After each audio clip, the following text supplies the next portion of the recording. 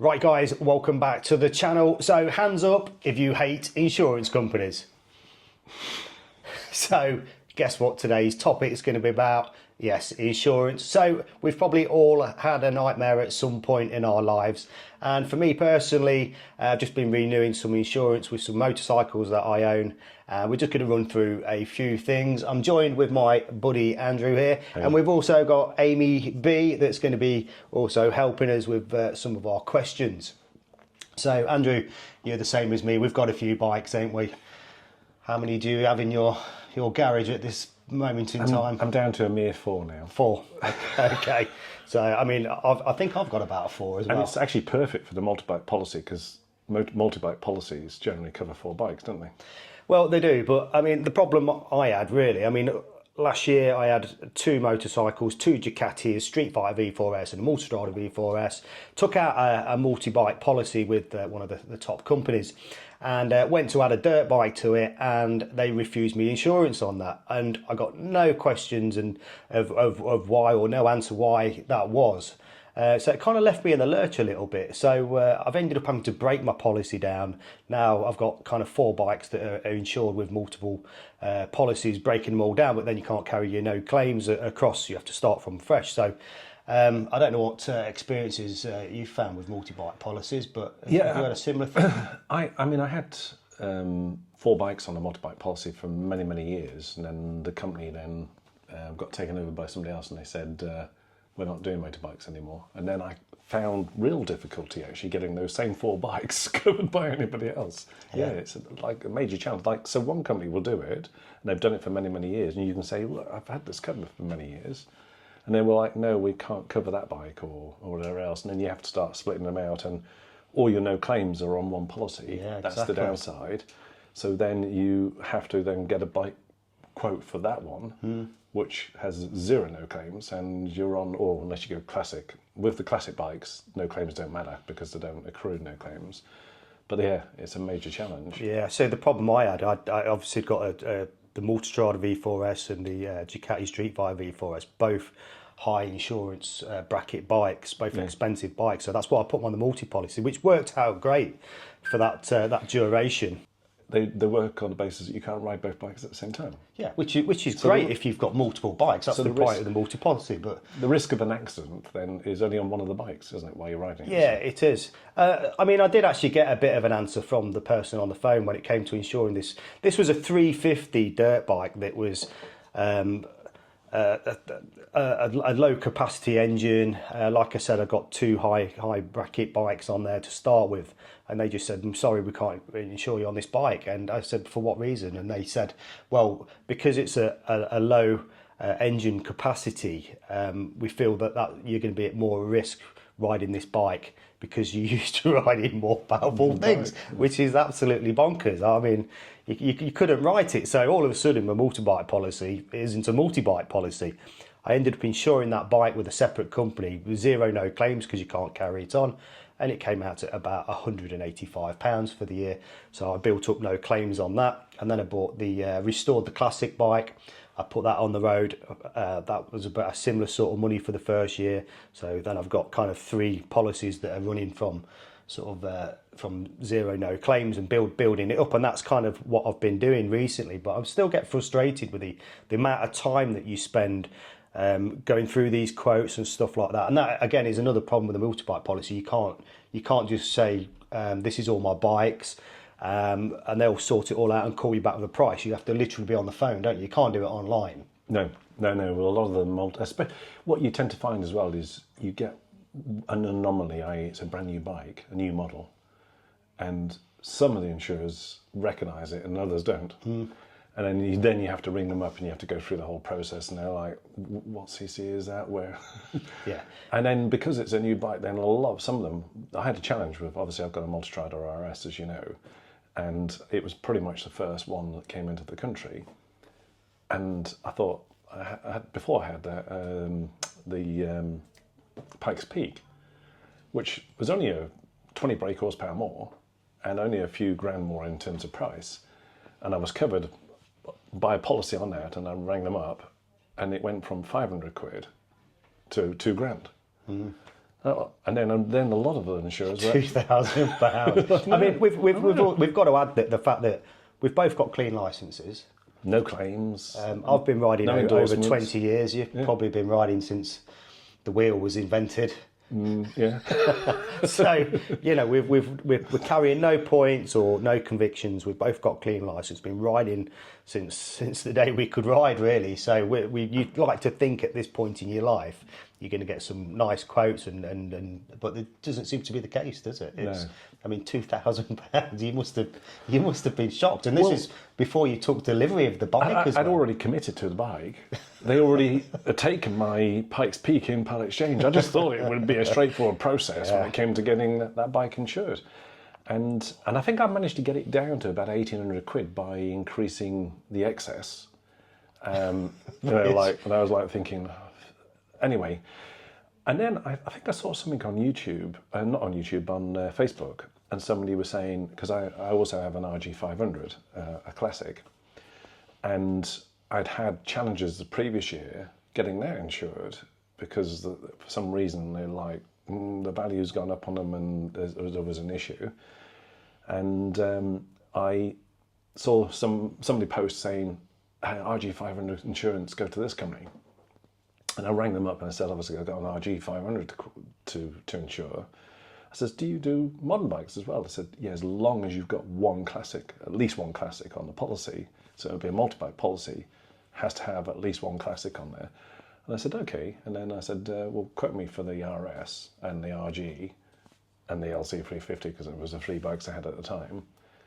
And they came back with a price of 640 quid. Yeah, that is just unbelievable. And I was like, I mean, gobsmacked. And it was because it was led by the classic. So it just shows you there are ways around finding these policies. I mean, that's a tip you wouldn't think of doing, really. No, I mean, you could actually buy an old 80s knacker yeah. to get a classic policy and then add your modern bike onto there and then end up with a policy maybe that's 1/3 of what you paid elsewhere. And the other problem I had with the multi-bike policy as well, not the fact that they didn't allow me to have multiple bikes on the policy, which is kind of what it's designed for, but it was also a case of I'm not always insuring all the bikes, so the dirt bike's just been reinsured. Funny enough, with the company that wouldn't allow it on the multi-bike policy. But because I don't put that bike on the road every year, you don't want to be paying for technically a year's insurance on a bike that's just going to be in a compound for a year or two. And here's an interesting one: is isn't insurance necessary? Is it a requirement? Well, yeah, it's a legal requirement. You know, it's not when it's in the garage. That's down to you. If you've got a bike that's got value and you feel there's a risk of it being stolen, you can't put it on your house and contents insurance. Because I actually asked about that. Yeah, I mean, like I said, can I put it because it's going nowhere? In fact, one of my bikes was in my gym at one stage. Yeah. As a showpiece, and I said, "Can I put that on my house insurance?" They said, "No, it's a motorbike." Yeah. And that's it. And to be honest, that's why I do it with the dirt bike. It's kind of that's not a high value item. So if it's not a high value item, and it's heavily secured, so it's only the theft side of it. You got don't take it out of the garage. You don't put it on the physical road. Then there's not a requirement to insure it.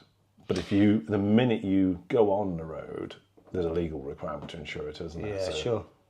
Does it? I guess so. Does it make a difference on insurance premiums on where you live and postcode? I mean, Amy's got a bit of data about this, I believe. Our data analyst, Amy, today. Yeah. So I've looked at what do the insurance companies look at the risks when they are setting the premiums. So where do they get their information from and what do they use? So there are the normal things that you'd assume, like your age, occupation, riding experience. And then they obviously check to see if you've got points and convictions. They do checks for your bike, just basic things with the DVLA, so make, model, engine size. They use Thatcham research to decide how safe and secure your bike may be and check it's not stolen or written off. Then it comes to location, like you say, and your postcode. So if one of the neighbours has had a bike stolen, will that affect my premium? Yeah. See, this is the annoyance. And this is the one of the points we want to get to, really, is kind of like through no fault of your own, your premiums are going up. because Yeah. your neighbour didn't chain his bike up properly. Yeah. It's been stolen. Now all of a sudden that algorithm Or maybe he got affects... his mate to take it away from him. Or maybe, but you know, the point is it's affecting you. Absolutely. So, well, why, how can that be right? If so, You know, you sometimes wonder whether, obviously, because I put in a lot of precautions. I've got cameras on my bikes, I've put chains on them, I've got tracker devices, or a type of tracker device. and you've got to in this day and age. Because what I want to do is minimise theft. Because I don't want to lose that bike. Yeah. Really. That bike has a sentimental value to me. Yeah. So it's not just a bike. It's not getting the check off the insurance, is it? It's not getting the check off the insurance. It has a sentimental value to me. And if you get it back, usually you get it back in such a state, you don't want it back, do you, fundamentally? Exactly.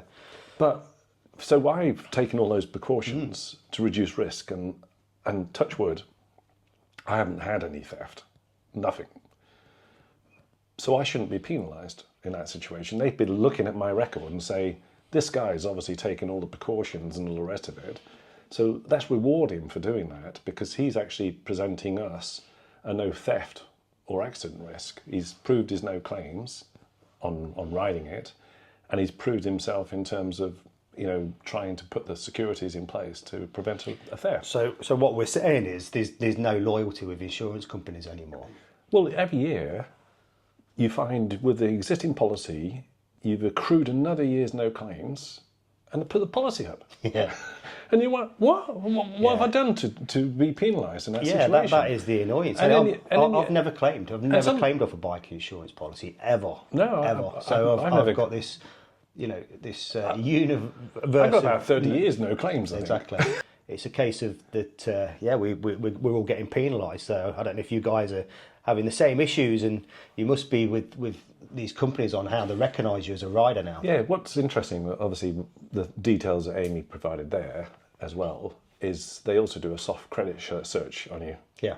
And it comes up, if you obviously have your credit score thing, you'll see Hastings or whoever else or whatever else, the underwriters have done a soft credit search on you.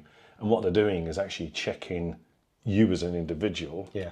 To make sure that you've not been a naughty boy, you know, you haven't committed some sort of a fraud, or you tried to make a false claim before on another policy, or on your car policy or whatever else, that you haven't got any criminal records, because criminal records obviously come into play in these situations. Once you've got a criminal record, it really changes the criteria of these quotes dramatically. Well, we're not in that boat, luckily. Fortunately. So, I mean... So I've just insured... Not that we want to admit to anyway. Yeah, we'll leave that for another video. So I've just reinsured this dirt bike. It's got 1 year's no claims on it. And with, like I said, the company that didn't want to put it on the motorbike policy the year before. So I've actually got 2 lots of no claims I could have used on this bike that were kind of spare, should we say. I've got 9 years on one.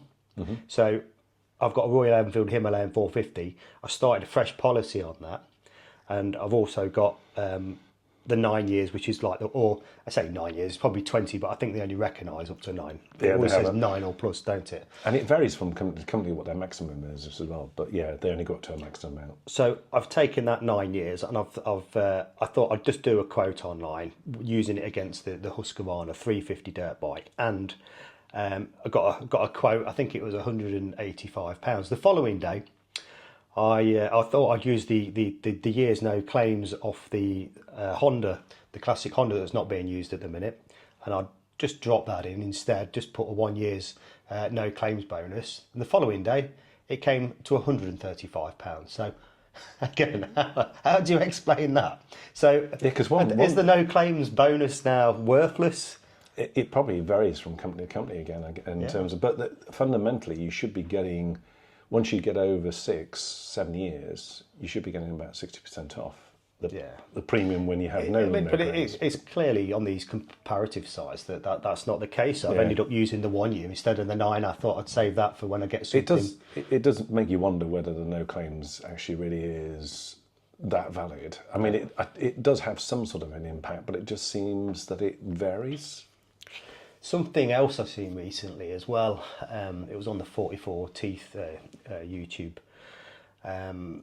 They was mentioning whether you do an advanced riders course. Yeah. Yeah.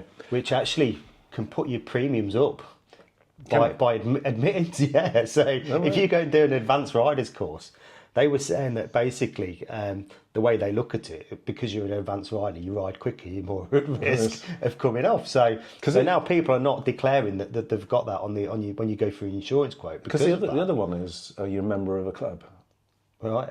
Or you know, like the Ducati club or whatever else, and sometimes that can actually have a benefit if you're a member of that group. Strangely enough, yeah, it is a strange one. Again, I just don't know how they work out these. And in addition to that as well is you get these specialist insurances that says Ducati insurance, for example. You know, Ducati insurance, and you go, oh wow, so they're obviously specialising in Ducati. They know all the models and everything else.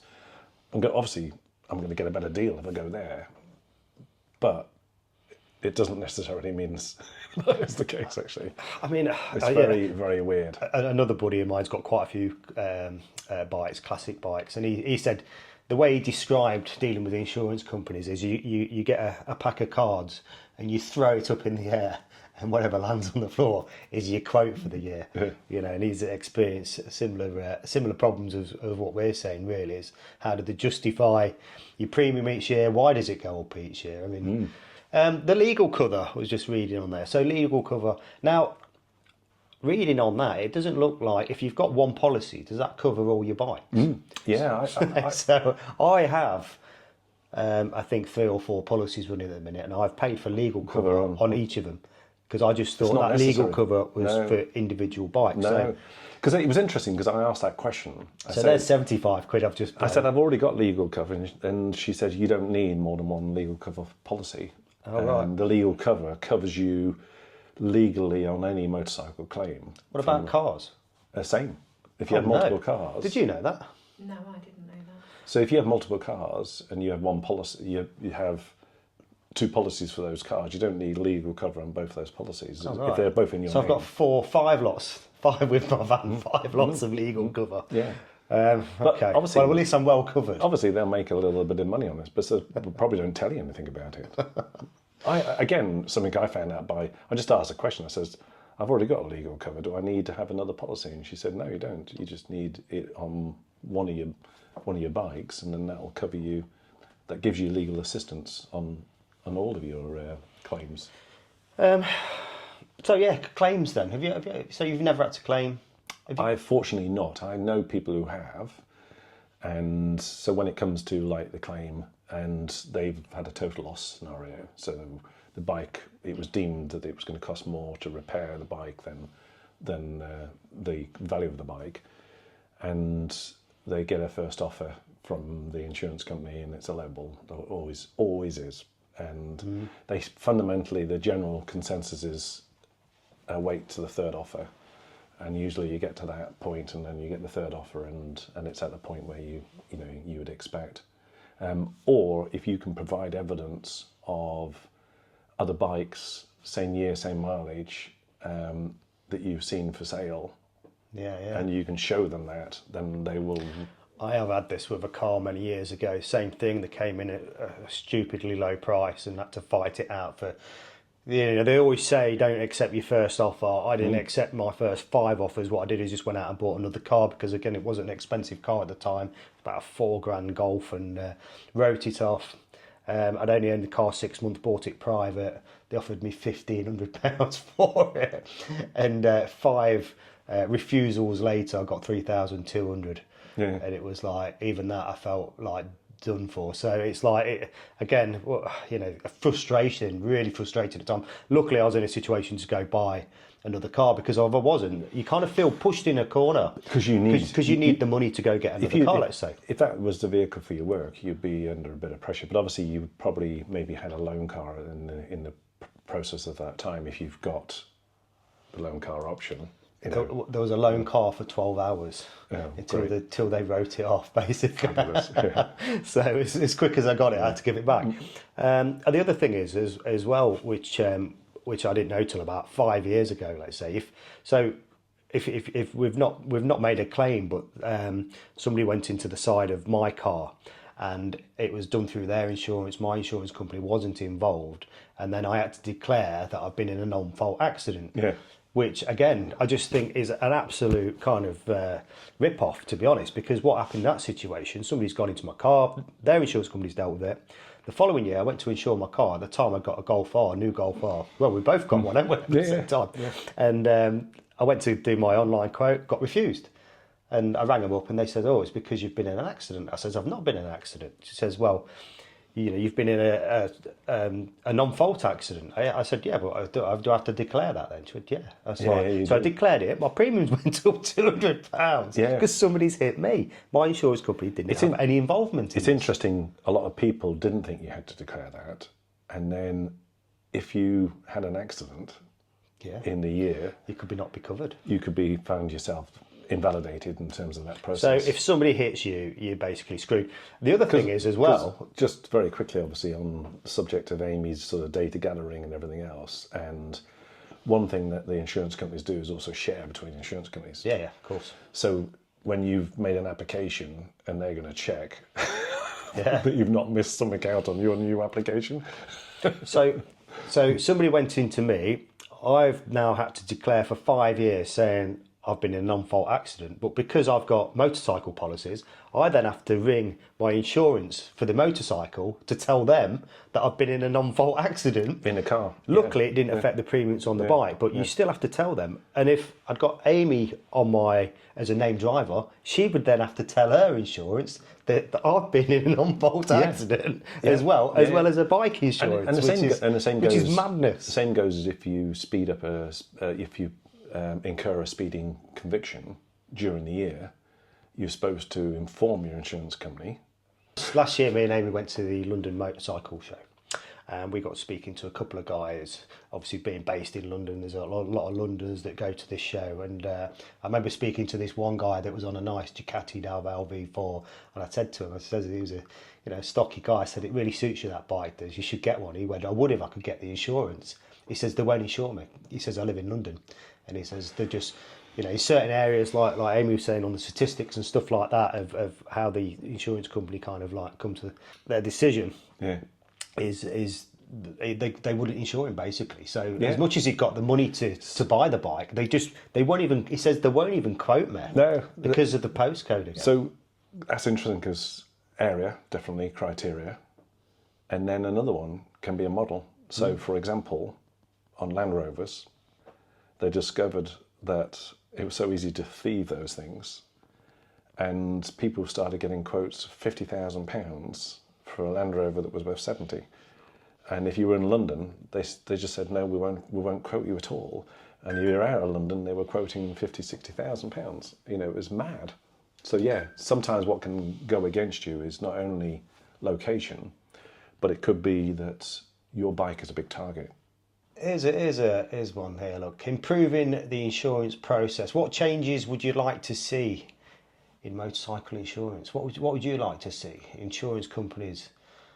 I think number one, they supposedly they outlawed the insurance companies from giving a cheaper quote to attract new customers against the existing customers, but it still happens.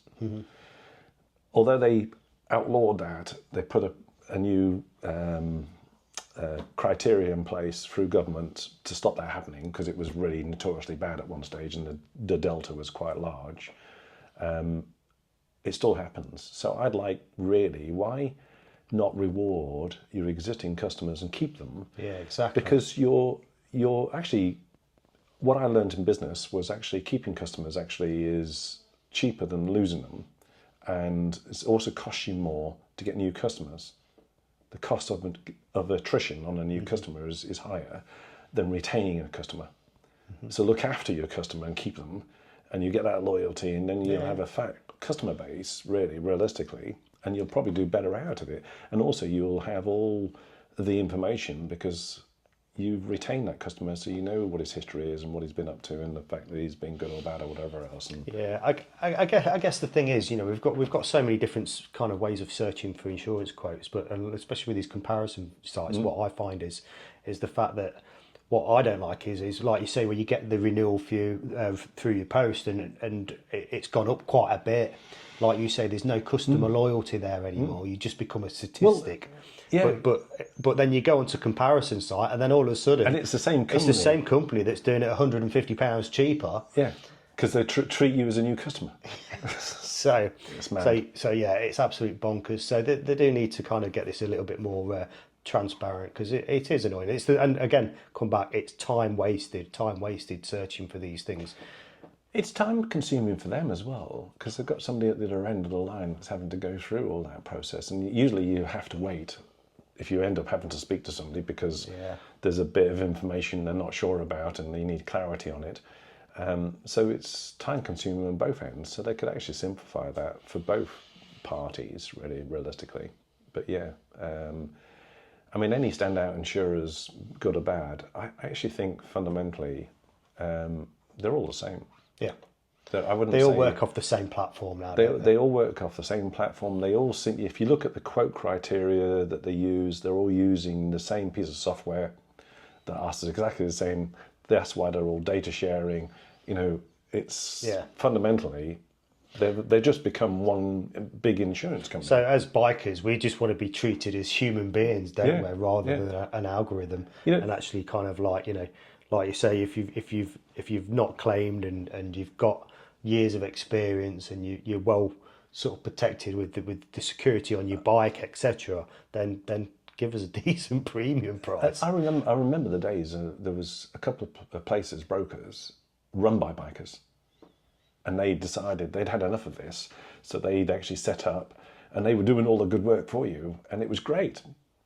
But there really doesn't seem to be any real biker insurance for bikers. They say they are, inverted commas, but really, when you ask them, none of them are bikers. So advice on getting a fair deal on the policy. Amy's looked into this. Some of them are a bit the obvious, but I'll get her to read what she thinks right out. Yeah, like you say, the obvious things come up online, nothing that we don't already know about. Building and maintaining, claims discount, taking the advanced rider course, it's supposed to help with that. Choosing bikes with a smaller engine size or a lower risk profile, obviously matches up to what you said earlier. And using secure storage and installing security devices and measures for your bikes. And then obviously just to always compare quotes from more than one provider. Do you think that females get cheaper quotes than males? They used to, didn't they? Yeah. So if we change sex, would that help? I don't have any information to answer that question. I'll go from Andrew No to idea. Andrea. Yeah, well, okay. Well, you've just saved £200 on this year's Woohoo! So I think we should wrap it up there. I mean, we've had a good chat, and we probably haven't resolved anything. But it'd be interesting to know, as the viewers there, what you think. Have you had similar problems? Have your premiums going up? I know, have we missed something? Is there a situation? Tell us about your circumstance where you had an experience that would be really useful. Right. And we'll find out what the future holds for motorcycle insurance companies, and hopefully they can, like I say, make things a little bit more transparent and a bit more easier for people, and not get penalised and punished for doing good. So hope you like the video, guys. Again, if you're not subscribed to the channel, please do so. Give us a like, and we'll see you in the next one. Cheers.